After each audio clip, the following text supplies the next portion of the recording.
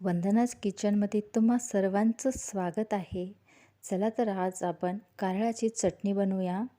खमंग अशी कारळाची चटणी बनवूया. त्यासाठी मी कारळ भाजून घेत आहे. ही कारळाची चटणी खूप छान लागते. यामध्ये आपण 2 लसणाचे गाठी सोलून घेतलेले आहेत. चवीनुसार तिखट, मीठ आणि 1 पळी तेल घेतलेले आहे. चला तर आपण कारळू छान भाजून घेऊया. कारळू एवढंच भाजायचं आहे, त्याचा वास येईपर्यंतच भाजायचं आहे, जास्त भाजायचं नाही आहे. बघा आता खमंग वास सुटला आहे आणि आता आपण याला थंड होऊ देणार आहे. थंड झाल्यानंतर आपण त्याला मिक्सरमध्ये छान बारीक असं वाटून घेणार आहे. कारळ थंड झालेलं आहे. आता मी त्याला मिक्सरमध्ये काढते आणि छान दळून घेते. ही कारळाची चटणी तुम्ही जेवणासोबत खाऊ शकता, टिफिनला नेऊ शकता.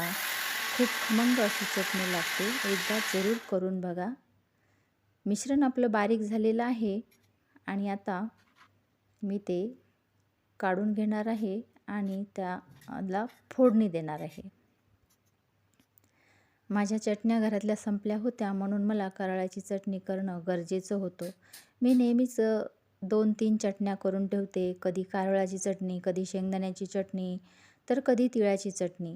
अशा चटण्या असल्या म्हणजे टिफिनला द्यायलाही बरं पडतं आणि आपल्याला जेवताना तोंडी लावायलासुद्धा छान होते. या चटण्या खाल्ल्यामुळे आपल्या पाचनशक्तीला त्या उपयुक्त असतात. आता मी याच्यामध्ये लसूण टाकलेलं आहे, तेल कढलेलं आहे. आता लसूण छान मी फ्राय करून घेणार आहे गुलाबी होईपर्यंत.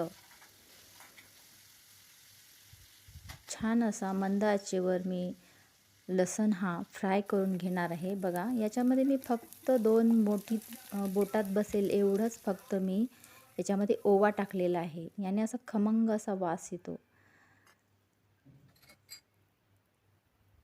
लसूण आता कुरकुरीत झालेला होता आणि म्हणून मी त्याच्यावर कारळ, तिखट, मीठ टाकलेलं आहे आणि मी सगळं आता हे एकजीव करून घेणार आहे.